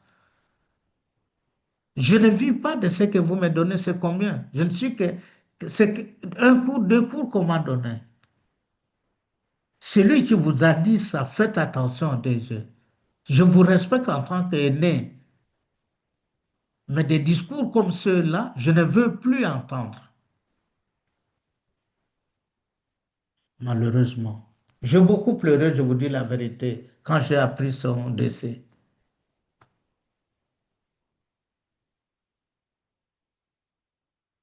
Et la femme, parce que tout ça, c'est une femme qui était là, qui sortait avec lui malheureusement, et c'est elle qui voulait animer, comme elle était contre l'académique qui était là, et c'est l'académique, comme toujours, qui m'a donc m'a responsabilisé, m'a donné les enseignements. Donc, il fallait combattre tous ces gens qui viennent de là. Et l'autre doyen, c'était aussi la même chose. Comme je ne suis pas passé par lui, c'est l'académique qui m'a attribué les enseignements alors, mais c'est de lui-même. Moi, j'ai invoqué mon Dieu plusieurs années, c'est de lui-même qu'il est venu se repentir, me dire même des choses, vous n'avez aucune idée. Alors quand je les regarde comme ça, je dis, mon Dieu, pourquoi le monde est si méchant? Pourquoi le monde est si méchant? Bien aimé, je termine par vous lancer ce matin, comme je l'ai dit, le pardon. Savoir pardonner aux autres. Ne vous réjouissez pas du mal des autres. Dieu est sévère, Dieu est miséricordieux. Et lui veut que nous soyons miséricordieux comme lui. Il ne veut pas que nous soyons méchants. Que Dieu vous bénisse si vous avez compris le sens de ce message très long que j'ai voulu vous donner à ce début du mois. Je veux que vous puissiez changer. Je veux que nous puissions changer. Que demain, quand vous sortirez, on voit que c'est quelqu'un de la spiritualité chrétienne. Comme nous avions entendu lors de l'émission à cœur ouvert, nos frères et sœurs qui sont passés, ils ont montré qu'ils avaient changé. Et c'est ce que je veux. Et quand je vais faire les tournées, j'aimerais voir des gens convaincus, des gens qui croient vraiment à ce qu'ils font, qu'ils ne soient pas des touristes spirituels, qu'ils soient convaincus de ce qu'ils font, du message qu'on leur donne. Et le message d'aujourd'hui, c'est quoi? Savoir pardonner l'autrui, peu importe le mal qu'il vous a fait. Parce que Jésus lui-même nous pardonne. Il a pardonné toutes les personnes.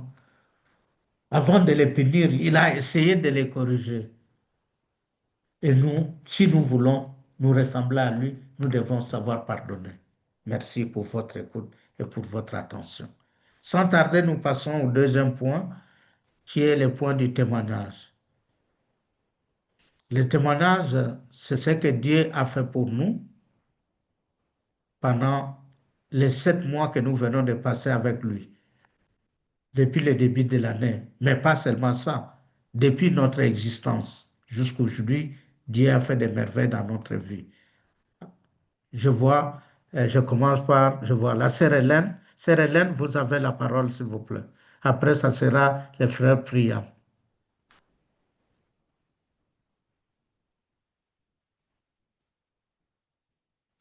Frère Patrick, vous pouvez donner l'accès à la sœur Hélène, au frère Priam, s'il vous plaît.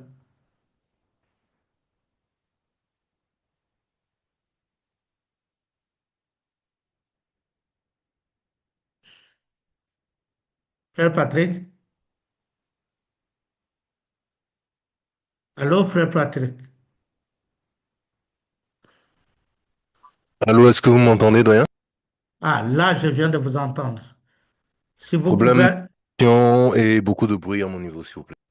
ah, si vous pouvez donner l'accès à la sœur Hélène et au frère Priam d'abord.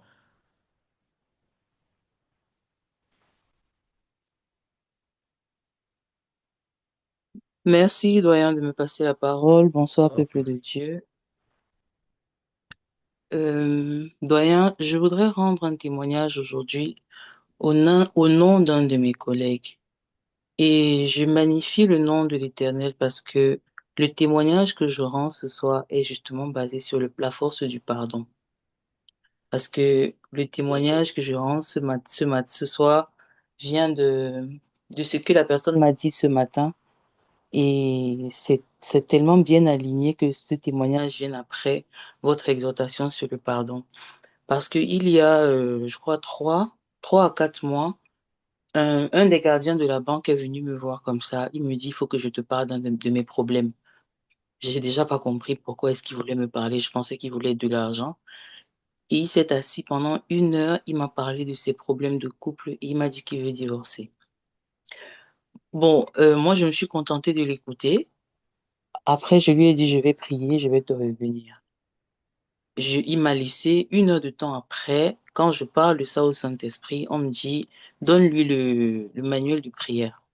Maintenant, demande-lui quelle est sa part de responsabilité dans la décision qu'il est en train de prendre pour son couple. Parce que c'est lui qui parle de divorce, mais il n'a pas le courage de faire les démarches. Donc, quand il revient, je lui dis, OK, j'ai prié et le Seigneur me demande de te demander ce que toi tu as fait. Quelle est ta part de responsabilité dans ce que tu es en train de vouloir faire de un et de deux? Est-ce que ta femme est d'accord pour le divorce? Il a incriminé sa femme, incriminé, mais quand il a fallu parler de ce que lui, il a fait, il a justement reconnu qu'il était très violent verbalement, il était violent physiquement avec sa femme et plein, plein, plein d'autres choses et tout. Quand je lui ai donné le manuel de prière, je lui ai dit, on ne se tient pas devant Dieu quand il y a des actes qui nous condamnent. L'Éternel est tellement juste que quand tu sais que tu as fait quelque chose de mal, tu réconcilies d'abord ce que toi tu as fait avant d'aller maintenant devant Dieu, demander que sa faveur s'étende sur toi. Est-ce que si tu veux vraiment divorcer, va d'abord demander ce que Dieu pense de ce qui se passe dans ton couple parce que tu as ouvert certaines portes et ça a radicalisé ta femme et le manque de respect et tout ce qui va avec vient de ça. Je lui ai donné le manuel de prière. J'ai imprimé les 3 manuels de prière, je les lui ai donnés. Il a fait la repentance pendant 1 mois et le mois qui a suivi, ils ont recommencé à se parler, mais c'était toujours la bagarre, c'était toujours le manque de respect et tout. Et moi, je lui ai dit, la seule chose que moi je peux te donner, c'est la prière, parce que c'est tout ce que Dieu m'a donné. Il s'est accroché au manuel de prière, il a prié, il a prié. C'était difficile parce que plus il priait, plus il demandait à Dieu de le changer de l'intérieur, plus sa femme était en train de le provoquer. Mais il a tenu bon et 4 mois plus tard, ce matin, moi j'avais même déjà oublié. Je l'avais déjà oublié parce que bon, bref, il m'a écrit ce matin et il me disait, je voudrais te dire merci parce que tu m'as donné des conseils qui aujourd'hui ont porté des fruits dans mon couple. Pour un homme qui réagissait à tout ce que sa femme faisait, il ne, parce qu'il en voulait à sa femme du fait qu'elle ne lui donne pas sa place d'homme, il ne voyait plus sa femme pour ce qu'elle était. Pourtant, c'est un couple qui s'aime beaucoup. Et je lui avais dit la même chose, que le fait que tu ne pardonnes pas à ta femme les choses qu'elle a eu à te faire dans le passé, a fermé tes yeux aux bénédictions, aux, aux avantages, non pas l'avantage, au bon côté de ta femme. Quand tu la vois, tu ne vois que ce qu'elle t'a fait de mal parce que tu ne lui as pas pardonné. Il a pris 1 mois pour arriver à pardonner à sa femme. Et quand Dieu lui a donné la force de pardonner à sa femme, je lui ai dit maintenant, tu vas aller demander pardon à ta femme. Ça a été difficile. Mais quand il a parlé à sa femme, le dialogue est revenu, l'intimité est revenue et bien d'autres choses. Au courant de la semaine, sa femme a fêté son anniversaire. Elle a invité presque tout le monde. Et à l'anniversaire de sa femme, c'est lui qui était l'invité d'honneur. Ça, c'est quelque chose qu'il n'avait plus jamais connu. Ça, c'est quelque chose auquel il ne s'attendait même pas. Je me souviens quand il m'a parlé de l'anniversaire de sa femme, je lui ai dit, tu dois faire un cadeau à ta femme parce que c'est ta femme. À ton anniversaire, elle t'a fait un cadeau, tu dois réciproquer. Il dit, mais elle continue toujours à m'insulter. Je dis, tu sais très bien que tu es en train de faire un travail dans lequel tu dois apprendre à être insensible, au trop plein d'expression de ta femme parce qu'elle est très expressive. Et il s'est retrouvé à l'anniversaire de sa femme et c'est un couple aujourd'hui qui vit son amour. Ce n'est comme il a dit, ce n'est pas encore parfait, mais maintenant ils ont recommencé à se parler avec du respect. Ils ont recommencé à communiquer. C'était une famille dans laquelle on ne priait pas. C'est une famille maintenant dans laquelle il prie avec ses enfants matin et soir. Et ça, le socle de ça, c'est quoi? C'est parce que je lui ai donné le manuel de prière que le Saint-Esprit m'a demandé de donner. Il a suivi les instructions du manuel de prière, il a fait confiance à Dieu et l'Éternel l'a transformé. L'Éternel l'a transformé et aujourd'hui, quand il parle de son couple, je suis contente comme si c'était mon couple en fait. Et je suis contente parce que l'Éternel est tellement juste, il est tellement bon.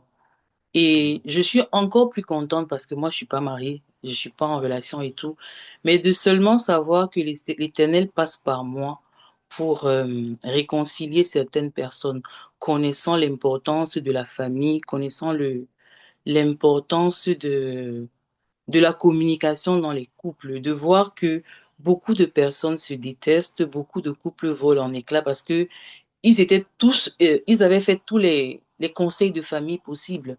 Ils avaient déjà vu le tonton tel, la tata tel. Tout le monde était fatigué de leurs problèmes.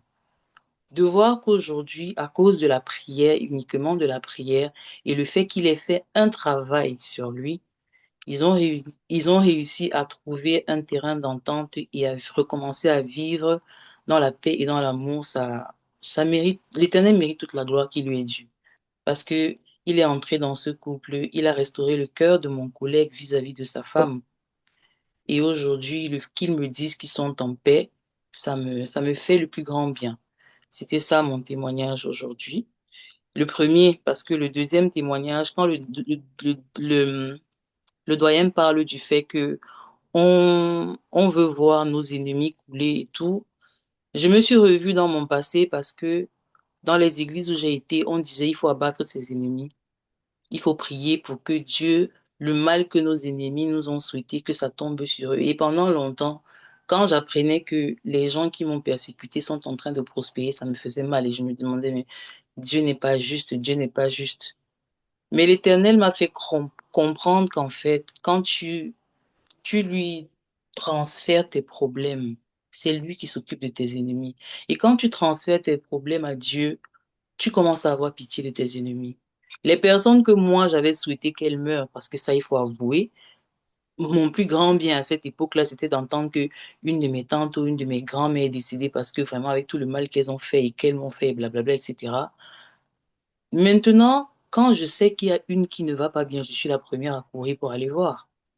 Quand je sais qu'il y a quelque chose qui ne va pas, aujourd'hui, je me retrouve en train de demander à Dieu de leur prêter encore longue vie parce que l'Éternel m'a donné la grâce de connaître les profondeurs du pardon. Donc, je témoigne pour mon collègue pour dire merci à Dieu. Je témoigne pour moi pour remercier l'Éternel parce qu'il a transformé mon cœur et il m'a appris à connaître l'importance du pardon. Voilà, quand on pardonne, on arrive à voir les gens sous leur vrai, on arrive à voir le bien dans, dans le mal que les gens nous font parce que les gens ne sont pas seulement, ne sont pas toujours leurs actes. Des bonnes personnes peuvent commettre des actes très, très mauvais, tout comme des mauvaises personnes peuvent, à côté des grosses erreurs qu'elles ont commises, être aussi des bonnes personnes. Si on ne les pardonne pas, on n'aura pas l'occasion de voir le visage de Dieu à travers ces personnes-là. Quand l'Éternel me parle de mon avenir, il me met ces personnes-là qui étaient les personnes que moi je voyais toujours en train de me combattre. Quand je vois mon futur, je vois mes tantes, je vois les gens que je ne voulais même pas côtoyer, je les vois dans mon futur aujourd'hui, ça me fait plaisir. Parce que à cause des actes qu'elles avaient commises, des actes qu'elles avaient commis, je les avais catalogués dans le mal et de tout ce qui va avec. Mais à cause de la bonté de l'Éternel, à cause de son amour, aujourd'hui, quand tout le monde dans la famille parle d'elle à un certain, moi, je souris juste. Je souris juste parce que si on voyait les gens avec le même regard que Dieu avait quand il nous regarde, on comprendrait que on n'est personne pour juger les gens, même si ils ont choisi de vivre dans l'abomination. Ce sont leurs choix, mais nous ne sommes personne. Satan a fait son choix de vie, mais Dieu ne lui a pas non plus retirer le souffle de vie. Il l'a certes condamné, mais il lui permet encore de vivre. Si nous n'arrivons pas à pardonner à nos semblables, sachant que nous ne pouvons pas créer un être humain, pour qui est-ce qu'on se prend en fait? Je bénis l'Éternel pour ça et que Dieu vous bénisse encore, doyen, et qu'il vous accorde encore plus de sagesse. Merci, sœur Hélène. Je ne sais pas qu'est-ce que je peux dire de votre témoignage, mais c'est ce que nous voulons que nous soyons. Nous, membres de la spiritualité chrétienne, c'est ça les résultats que nous voulons, auxquels nous voulons arriver. C'est que nous soyons ces personnes qui peuvent aider les autres à surmonter un obstacle, à faire du bien, à éviter le mal, à savoir pardonner, aider ceux qui ne pardonnent. Il y a des gens qui, viscéralement, ne peuvent pas pardonner. Il y en a. Vous pouvez tout dire. Pour lui, ce que vous lui avez fait là, de génération en génération, il n'oubliera pas. Mais ce sont les mêmes personnes qu'on va trouver à l'église, devant les pasteurs, devant les prêtres. Parfois, il joue un rôle important dans cette église-là, mais il n'a jamais pardonné. Mais si vous les regardez de près, il n'est jamais heureux. Il choisit là où il doit mettre ses pieds, parce qu'il trouve l'ennemi partout. Sœur Hélène, Dieu va se souvenir de vous pour tout ce que vous avez posé comme acte. Et continuez à les poser. Continuez à les poser. Les prêtres ne sont pas mariés, Sœur Hélène, mais ce sont les prêtres qui conseillent, qui sont des grands conseillers des familles, des couples qui sont en difficulté, qui sont en séparation. Moi, j'étais encore un jeune garçon de 24 ans. Je venais de sortir, j'étais au séminaire. Et il y avait un couple, je crois vous avoir même aussi donné cette témoin, un couple qui avait des problèmes. En fait, le problème n'était pas un couple, c'est que la femme était mariée et son mari était décédé. Et selon la tradition de cette famille, de ces gens, donc il fallait trouver, surtout que les mariés avaient beaucoup de biens, ils avaient des biens, il fallait trouver un membre de la famille qui puisse venir se marier avec cette femme pour continuer à gérer. Et qui on a trouvé dans la famille? On n'a trouvé qu'un enfant. Donc, le petit frère de ce mari qui a grandi avec cette femme-là. Et on voulait qu'il devienne le mari de cette femme, celle qu'on peut considérer comme sa mère, parce que c'est cette femme-là qui l'avait élevé. Alors la femme dit non, ce n'est pas possible. Cet enfant, moi, je l'ai vu grandir. C'est moi qui l'ai fait grandir. Aujourd'hui, il est parti et vous dites, moi, je deviens sa femme? Non, ce n'est pas possible. Mais la famille a tenu, la coutume, c'est comme ça. Soit tu acceptes et vous restez ensemble, soit tu n'acceptes pas, on te confisque tous les biens et tu vas faire ta vie ailleurs. Et un vieux papa de la famille, comme on dit sage, a quitté leur village très loin pour venir passer les nuits comme une sentinelle dehors afin de convaincre la femme à accepter ce mariage. Je l'ai vu, bien aimé, ce que je vous dis. Je ne cite pas, mais c'était au Katanga. Jusqu'à ce... Et puis, donc, petit jeune garçon, séminaire, on nous demande la femme, elle priait, elle est venue nous voir. Et moi, j'étais à la cité, en fait, en ville. Et puis, il m'a demandé si, après les cours, si je pouvais passer chez elle. Alors, moi, j'ai pris un autre frère, nous sommes passés là-bas. Elle nous a expliqué ce que je vous explique ici, avec d'autres détails, bien entendu. On l'a conseillé. Je ne sais pas quelle est aujourd'hui, mais ils ont fini par se mettre ensemble. Elle a fini par accepter cet homme. On n'avait pas le choix. Donc, c'était pour dire à la sœur Hélène, le Seigneur choisit n'importe qui il veut. Donc, comme on dit, la valeur d'un homme ne dépend pas du nombre d'années. Ce n'est pas parce que vous n'êtes pas marié et que vous ne pouvez pas conseiller les couples, bien au contraire. Donc, c'est ça que je voulais dire. Vous avez les messages. Le Seigneur est passé par vous pour que vous puissiez transférer et transmettre ces messages à ces couples. Que le Seigneur continue à vous utiliser, Sœur Hélène, pour que vous puissiez aider des dizaines, des centaines de couples, mais d'autres personnes qui ne savent pas ni pardonner, ni reconnaître leur tort. Que Dieu vous bénisse, Sœur Hélène. Frère Priam, vous avez la parole. Oui. Alors, shalom à tout le monde, peuple de Dieu. Alors, Et je suis vraiment heureux. Déjà, premièrement, d'écouter ce message qui m'a édifié et qui m'a fait plonger au-dedans de moi-même et qui a d'ailleurs commencé à produire des fruits, je suis sûr, parce que le message était profond. Alors, mon témoignage revient sur cette année de relâche. Quand cette année de relâche a été proclamée, personnellement, moi, je me suis dit, bon, ben, tout sera bon, tout sera OK, tout sera, ça va, ça va, ça va. Mais comme vous le savez tous, hein, ma famille a commencé cette année de relâche dans un combat difficile, mais que nous avons gagné par la grâce de Dieu. Et avant de gagner ce combat, avant même que ce combat-là commence, tout le mois de décembre, on a eu des songes, on a interprété nos songes. Il y a le doyen papa qui connaît, le professeur et tout le monde d'ailleurs, vous étiez tous au courant. Et on a gagné ce combat. Et là, Amen.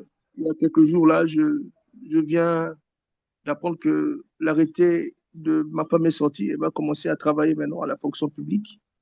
Je dis, Seigneur, si c'est pas toi, c'est qui? Si c'est pas toi, c'est qui? Parce que je vois personne. Je me rappelle que avant toi, Seigneur, tout ce que je faisais ne faisait que couler. Rien ne marchait. Ça pouvait sembler marcher, mais après, il fallait qu'il ait un poids dessus, il fallait que ça coule. Mais maintenant, c'est toi qui me soutiens par tes mains. Tu me fais changer de place quand tu veux, à la façon que tu veux. Je dis, Seigneur, merci. En tout cas, je vais remercier le Seigneur pour cette très bonne nouvelle et que Dieu bénisse tout le monde ici présent. Merci. Que Dieu vous bénisse, frère Priam. Que Dieu vous bénisse et qu'il continue à vous protéger, vous accompagner, c'est surtout ça. L'accompagnement est très important parce que souvent, c'est ce que je constate, lorsque nous avons obtenu les bénédictions du Seigneur, nous pensons que c'est fini. Il n'y a plus de suivi. On n'observe plus comme avant. J'ai obtenu un mari, j'ai obtenu une femme, j'ai obtenu l'emploi, j'ai fait, c'est fini. On lâche la prière. Non, restez dans la prière. Parce que c'est à ce moment-là que les ennemis interviennent. Et ça devient très difficile parce qu'il y a des gens qui ne sont pas contents de votre réussite, de ces bénédictions, comme on est en train de le dire. Alors, ils viendront encore en force pour vous nuire. Si vous laissez tomber les bras, ils vont vous nuire sérieusement. Continuez à vous protéger par la prière. Que Dieu vous bénisse, frère priant. Sœur Matt, vous avez la parole, s'il vous plaît. Merci beaucoup, doyen. Merci de m'avoir accordé la parole. Merci. Bonsoir à tous. Doyen, Bonsoir. une fois de plus, merci. Que Dieu vous bénisse abondamment pour cet enseignement de ce soir. Merci. Amen. Alors, j'ai un témoignage à faire et ce témoignage va porter sur trois sujets. Premièrement, je voudrais bénir le nom de l'Éternel pour sa fidélité. Alors, je dis merci à Dieu parce que je vais dire que je passe par des épreuves et des épreuves. Mais dans ces moments, j'ai vu la main de Dieu. Amen. Même quand c'était difficile, il m'a soutenue. Il ne m'a pas tourné le dos. Et pour cela, je voudrais élever son nom. Au titre de ces épreuves-là, je voudrais encore glorifier son nom parce qu'il a permis que mon fils puisse obtenir le bac. Amen. Et pour lui aussi, cette année n'était pas facile. Mais Dieu a été là. Je bénis son nom. Et dans les jours passés, j'ai demandé en soutien parce que ma mère était malade. J'ai laissé un message et maman n'allait pas bien, on a failli la perdre. Mais dans son amour, le Seigneur l'a ramenée à la vie. Aujourd'hui, elle est encore sous traitement, mais je puis dire que le comble est passé. Et j'aimerais dire merci, merci pour toutes les prières, merci également au groupe des Sentinelles, merci pour tout ce que vous faites, que Dieu vous bénisse abondamment. C'était là les témoignages que j'avais à faire. Merci. Merci, Sœur Matt, pour ce témoignage et pour les encouragements pour les sentinelles. à voir que une prière sincère peut sauver des vies humaines. Et c'est ça l'objectif que nous visons dans la spiritualité chrétienne. C'est cela. Que Dieu vous bénisse, que Dieu continue à accorder une longue vie à la maman, sœur Matt, et qu'elle Amen. s'en sorte et qu'elle sorte de l'hôpital définitivement. Nous continuerons à prier pour elle. Merci beaucoup. Merci. Un autre témoignage, quelqu'un qui veut témoigner de la miséricorde du Seigneur, ce qu'il a fait pour vous. Ok, il n'y a plus de témoignages. Nous pouvons clôturer cette page de témoignages et nous passons à notre dernier point concernant les points de prière. Que Dieu vous bénisse tous.